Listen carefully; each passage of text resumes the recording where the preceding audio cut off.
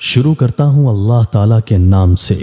جو بڑا مہربان نہایت رحم والا ہے۔ حضرت عثمان رضی اللہ تعالیٰ عنہ راوی ہیں کہ سرکار دو عالم صلی اللہ علیہ وآلہ وسلم نے ارشاد فرمایا، جو آدمی وضو کرے اور اچھی طرح کرے،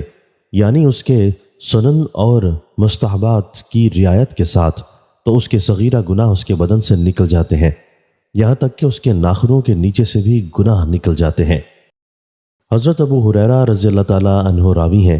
کہ سرکار دو عالم صلی اللہ علیہ وآلہ وسلم نے صحابہ کرام رضوان اللہ علیہم اجمعین کو مخاطب کرتے ہوئے فرمایا، کیا میں تمہیں وہ چیز نہ بتاؤں جس کی وجہ سے اللہ تعالیٰ تمہارے گناہوں کو دور کر دے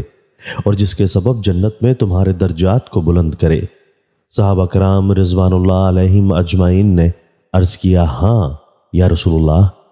آپ صلی اللہ علیہ وآلہ وسلم نے فرمایا، مشقت کے وقت یعنی بیماری یا سخت جاڑے میں وضو کو پورا کرنا، مسجد کی طرف گھر سے دور ہونے کی وجہ سے کثرت سے قدموں کا رکھنا اور ایک نماز کے بعد دوسری نماز کا انتظار کرنا۔ دوستو، اللہ تعالیٰ ہمیں ان احادیث مبارکہ پر عمل کرنے اور اپنی زندگیوں کو سنوارنے کی توفیق عطا فرمائے۔